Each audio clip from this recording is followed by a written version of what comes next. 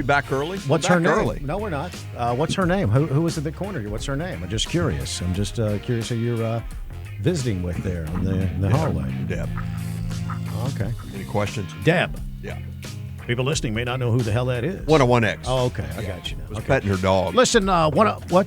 Petting her dog. Oh, that's not a saying. I was literally petting her dog. And when you say petting her dog, you mean petting her dog. Traffic on I-35 in North Austin is going to be a big-time mess this weekend. TxDOT's Diane Hodges says they're going to finish demolishing the rest of the St. John's Avenue overpass. Starting Friday night at 10 p.m. through Saturday morning at 9 a.m., traffic will be diverted just north of 290 onto the frontage road of I-35, and they will not be able to re-enter I-35 until they've passed 183 and before Runberg Lane. All right, so there you go. Quite a mess in that intersection around 183 and I-35. From there at St. John's all the way to the north. Yeah, it doesn't matter what time of day. I mean, yes, this is going to be on the weekend during the night, but that doesn't mean there's not going to be massive delays. Oh, you can't avoid it. This city is 24 hours traffic. Yeah, that's right. But yeah, so just be aware of that. Yeah. We've got full details of what they're doing on the front page of our websites at newsradioklbj.com. I just feel, though, for those that are coming through Austin that might not have a clue and are going to get caught in that. Well, they'll figure it out. Yeah. I'm not going to lose sleep. Listen, Governor Greg Abbott has officially signed into law several measures meant to boost school security, including ones that will allow armed teachers in schools and increase mental health services for students who need it. And we'd love to get your reaction. Moms, dads, teachers, students. How do you feel about this? Do you feel safe at your school? Do you think your child is protected enough at the school? Do you appreciate these measures? What else would you do? Does this mean your kid's now safe? Well, these bills signed just yesterday were passed this year in response to the 2018 school shooting in Santa Fe High School near Houston. They killed 8 students and 2 substitute teachers, wounded 13 others. A student at the school has been charged in the killings. One of the new laws allows schools to arm as many teachers and campus personnel as local officials see fit. It'll be up to school boards or maybe even the school principal. Yeah, the state school marshal program requires marshals to undergo 80 hours of training, including active shooter scenarios. You know, I wonder how this is going to work as far as, is it just any teacher that wants to arm themselves at a school? Is it any teacher, or is it only a certain amount? Does the school have any say-so as far as allowing you to do that? I mean, obviously you need to go through training and be properly certified and all that, and have the proper everything. But I wonder if a school has any input here as far as what if a school doesn't feel comfortable with a certain teacher being armed? Well, then I would think that teacher shouldn't be in the classroom at all, right? Well, if you think they may hurt the kids, what do you? I don't know. What do you mean? Give me a scenario. What are you describing in your head? Think it out here. There are people out there that are doing great things in the world, but I might not necessarily feel that they're the best person to have a gun. Because?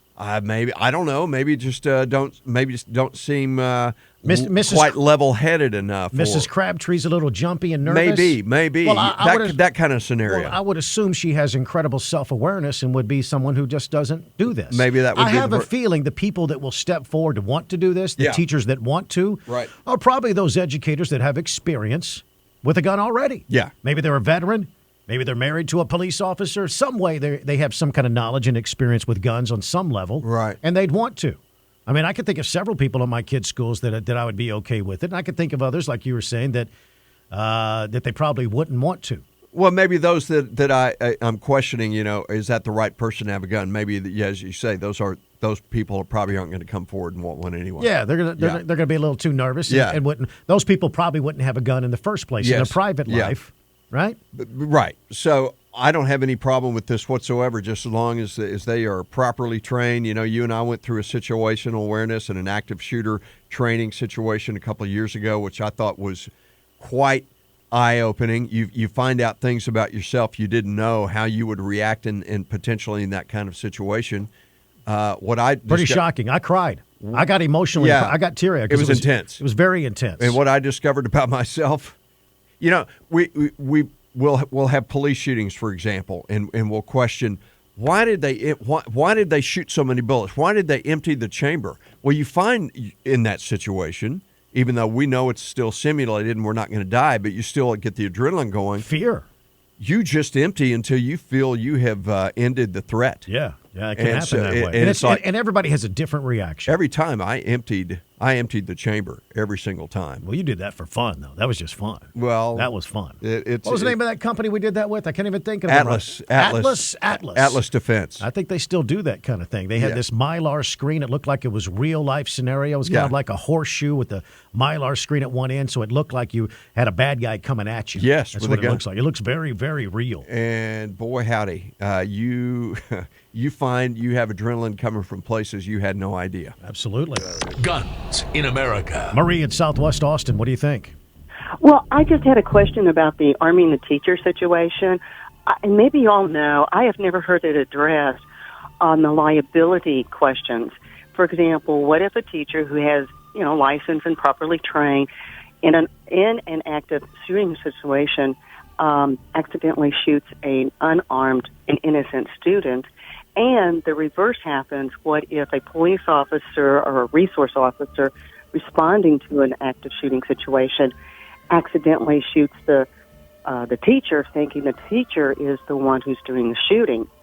Well, what do you think should happen in those scenarios, Alice? I have no idea. I just wish that somebody, the folks that are pushing this legislation, and I don't have a view one way or the other about arming the teachers, but I've often wondered about this, and I wish the lawmakers who are putting this legislation into law. Well, let me ask you this, because I'm trying to think of the scenario you're thinking about in your head. There's a situation, a teacher has a gun, a bad person comes in and starts shooting innocent children. She or he, that teacher, returns fire, and in that fire, an innocent person is also killed. That's what your concern is? Well, yes. I mean, first of all, even police officers that train regularly with the guns aren't 100% accurate when shooting a bad person. So we don't even attempt to try to stop the bad guy with a gun? Sir, I'm not trying to argue with you. No, Ellis, I'm not trying to argue either. I'm just trying to further the conversation. That's all. I'm not arguing at all. I'm just trying to figure out. I don't know. I don't know either. It is. I wish. I'm just saying. My position is, I wish the lawmakers would go ahead and put legislation down one way or the other. So if that situation happens, that it's addressed. For example, in another state, in an active shooting situation in a mall, police officers responded, and an innocent person who was registered and legally was carrying a handgun pulled out his handgun, but he was running away from the shots. But the police officer mistook him as the shooter and shot and killed him. I totally could see how that could happen, but I'm not sure I would want to, I don't know. I don't think I'd want to file any charges against anybody in that situation, because they were attempting to stop something that was incredibly tragic. And in the fog of war, sometimes things don't go 100% the way you want them to go, Ellis. I think that in that kind of chaotic situation, that's always going to be a possibility of that happening. It's an unfortunate reality. Well, yeah. I mean, if a bad guy comes into your school and starts shooting people up, and a police officer returns fire, and somebody is accidentally hit in the process, it's horrible, it's bad, but I'm not sure I'm going to hold that over somebody's head because they were trying to do good. Right. Well, ultimately. I don't know if I was a parent. Let's put it the mistake on the teacher. If I was a parent who had a child in that school, innocent, running away from the situation, not the shooter, and the teacher shoots my kid, and I might not feel as magnanimous and as generous with my thoughts that you're expressing. It would be very tragic, absolutely. That scenario you described would be. I might sue the heck out of the teacher. I guess. I might sue the heck out of the teacher and the school. You'd lose, but I got you. I don't know if I would lose. So a good Samaritan tries to save the day, and somebody is accidentally shot. You'd say prosecute and sue. If it was my kid, yes, indeedy. Well, I hear it in your voice, Ellis. I'm sure that's what you would do. I appreciate My name is Marie. Oh, it was Ellis last week when you called. No. It was. We recognize your voice. That's okay. You're the Todd Don Show friendly progressive. That's all. We recognize your voice, and you don't have to make up a name every time. You could be yourself. That's fine. We appreciate your difference of opinion. You're good for ratings. Yes. Oh, and she's not exactly, the teacher wouldn't be exactly a good Samaritan in a sense because they're armed, and now they're acting as a defense. So in Okay. other words, I Yeah. could sue the police if the police shoot somebody by accident. I just think it would be ridiculous to sue the Good Samaritan that's trying to save the day. I just think that's totally anti-gun, anti-Second Amendment, and anti-protecting ourselves. Teachers are supposed to protect the children. I'm not doing an advocacy call here. I'm just doing a question. I wish somebody would answer the question. That's all, on the liability. Well, in that scenario that you described, it would be very tragic, but I would not want to sue. I would not anything like. There would be no negligence, if you will. Just a unfortunate friendly fire, if you will. Yeah. Suggest Well, that's true. I mean, if a teacher, scenario. she's right in this scenario. If a teacher is going to carry a gun, then a teacher has to potentially be prepared to shoot a child. That's exactly right, and that's one of the reasons why I was asking is, just because a teacher wants to arm themselves, are they always going to be necessarily the right person to do that? Yeah. That teacher has to be prepared to shoot a child who may come into the school with a gun. That's right. Jimmy in South Austin, good morning. Or maybe a teacher they used to work with. Hey. Good morning, guys. Hi. Hey, the exact thing you're talking about. I'm an LTC instructor, and exactly what she was talking about just then. You can actually. That's one thing we teach our students is there can be a civil lawsuit against you if let's just take the most recent school shooting. If a teacher were to eliminate that threat and kill an innocent bystander, if the parents or whoever got killed, the family, sure, they absolutely could. Well, you are responsible for those bullets. That's for sure. You are, and that's why we teach to shoot center mass, because it's the largest area to hit and reduces the risk of hitting an innocent bystander. You also carry the proper ammunition so it stops in that threat and doesn't continue going. You're not carrying ball ammunition, right. And so all these things are taught. And I'm calling because I actually in 2016 when open carry was passed, I wanted people to do it the right way. It wasn't required for civilians to go through the type of training, retention training and things like that law enforcement officers go through in the police academy. Well, in all of these scenarios where you have, talking about now allowing teachers to protect themselves, I have a history teacher from high school. It drove him crazy. He's a black belt in so many different martial art forms, and in the tactical world, he's an extremely great shooter, and he's made a criminal if he conceal carries on campus to protect the kids. There are certain individuals, there are teachers, there are janitors, there are coaches who are already amazing shooters, and I'm so happy that they're talking about this because that's what we've been trying to get from the get-go. It's not that every single person in society should carry. It's not for everybody. No. It's not for everybody to join the military and go fight overseas a foreign enemy. Yeah. But the domestic enemies, we do need people to step up who are trained to be your first responder. That's what that's what we're all about at the Advanced Carry Association. Is what's the name of the organization? Oh yeah. So I started the Advanced Carry Association in 2016. Mm-hmm. We do LTC courses. We do classes that a lot of people go and get their LTC, which used to be called CHL because it was only concealed carry, but now it's licensed to carry. Right. Anyway, people get it with the good intention of, I'm going to do this. I want to be my own first responder. I want to be there immediately when it's necessary, but they don't have the training. They need somewhere to go to get the confidence to actually carry that firearm, whether it's concealed or open carry. Jimmy, let me ask you this. Yeah. Just put your make-believe hat on for a second. You're a principal at a local high school, and a teacher comes to you and says, I want to be one of those teachers that carries a gun. What are you looking for in that person? What kind of person do you want?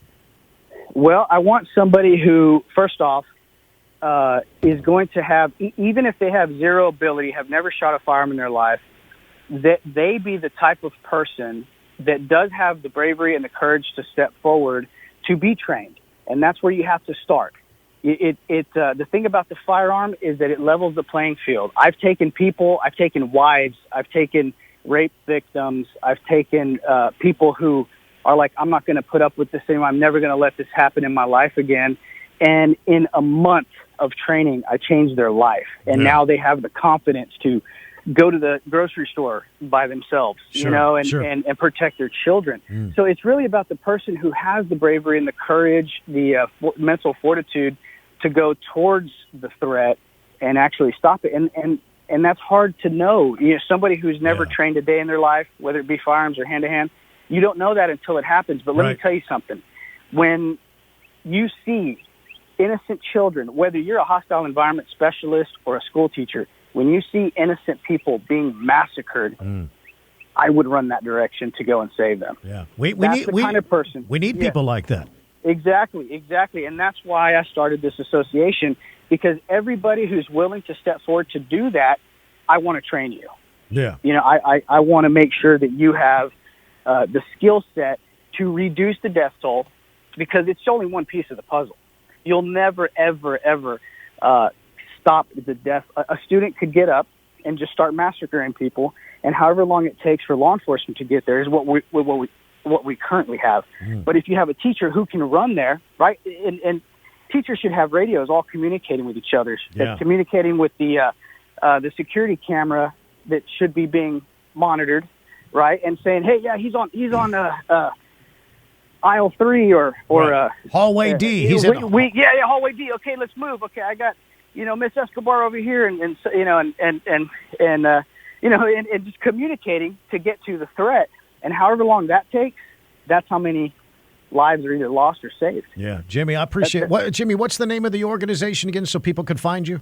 Oh, sure, yeah, it's the Advanced Carry Association.com. Okay, very good. I appreciate it, man. Thank you very much. Interesting. Absolutely. This is the one thing. Thank you guys, and I love the show. I never call in on this one. I was like, okay, I got to call in because this is what I'm doing. This is what we can do about the mass shooting. This is it. Let's get people trained and vigilant on stopping the threat when it matters most. There you go, Jimmy. I appreciate you, man. And I guess every school would be different, right? Yeah. Some campuses may not have a teacher at all that's willing to do it. Exactly. I mean, it takes a certain kind of individual. You just don't want anybody. Y'all have of course, we have the right to, but doesn't mean everybody's cut out for it. Somebody that's willing to do it, does that make them a more qualified educator? I mean, is that a feather in their hat on the resume? Well, I wonder if that would be going forward. Yeah, exactly. Bob in Georgetown, good morning. Okay, you can teach. Can you shoot? Hey. Hi, how are y'all doing today? Fine. I was calling in. I'm just like Jimmy. I started a business years ago, teaching people and businesses how to survive active shooters with and without pistols. Most of my information and my training came from Israel when I was in Special Forces in the United States military. And the bottom line of it is that anybody that's willing to step up is who you want.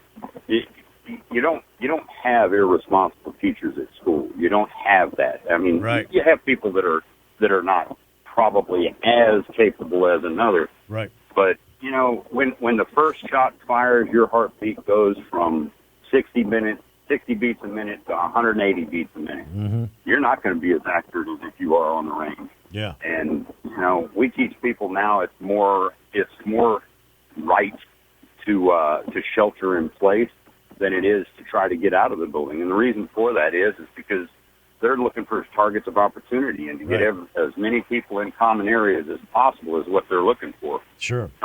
So that's been the reason why a lot of people have spoke out against having metal detectors at the entrance of a school, because there'd be a bottleneck every morning. Absolutely. Yeah. What's it? Hey, Bob, what's the name of your group? You teach businesses how to deal with this kind of thing. What's the name of your group? My group is Bravo 6 Training Centers.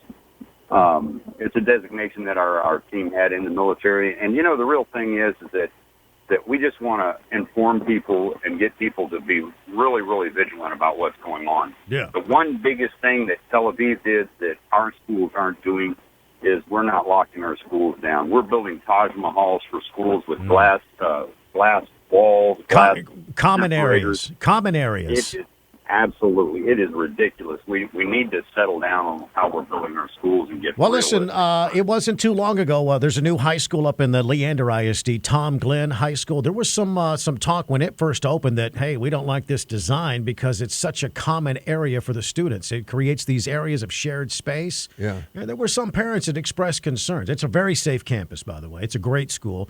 But some people expressed their concerns about students gathering in common areas all day long. They were concerned about Yeah. And again, the scenario of the metal detector and people having to go through one entrance. I never was comfortable with that. I understand the need for a metal detector potentially, but man, having a line of kids just waiting to get through, it's like a target shooting.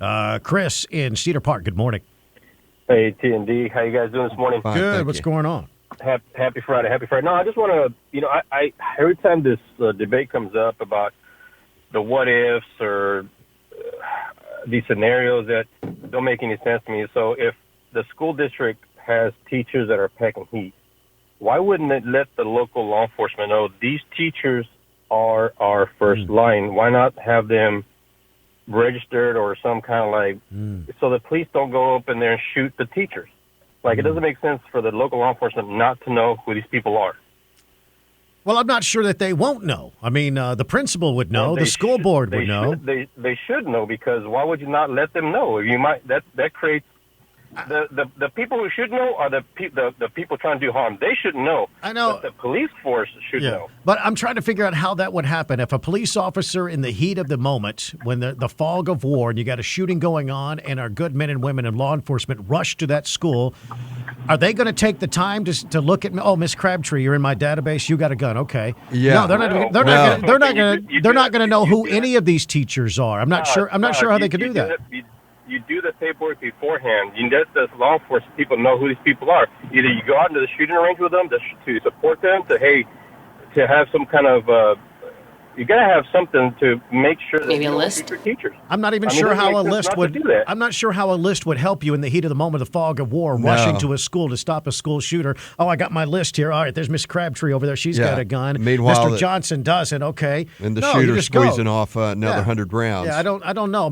The only way they would know at the moment of a shooting, at the moment of an attack, would be if they wore a uniform, wearing a special hat or something. Yeah. That'd be the only way. I mean, it's a database, a list. No, that wouldn't work. It's never going to be a perfect situation where they can assess immediately who the bad guy is and who the good guy is. It is 9:25 here on the Todd Don Show, and it's not too late to check out the premier land sale at Cloudwood Ranch. This is near Liberty Hill, and it's going on right now. 5 beautiful acres, $79,000, 7 acres for only $99,000. Cloudwood Ranch is conveniently located just 15 minutes from Liberty Hill, 15 minutes from Cedar Park, and they're now offering Phase 2, 10 new tracks of Cloudwood Ranch on crystal clear Mill Creek, and some amazing hill country views, majestic hardwood trees. Now, you could build now, you could build later, and you could choose your own builder. Phase 1 is selling fast, and you don't want to miss this opportunity to be first in line for the second and final phase at Cloudwood Ranch. 5 acres, pristine hill country property for $79,000, or 7 acres for $99,000. Come check it out for yourself. Call today and schedule your visit. 512-755-0395. That's 755-0395, or online, cloudwoodranch.com to learn more. That's cloudwoodranch.com. Pokey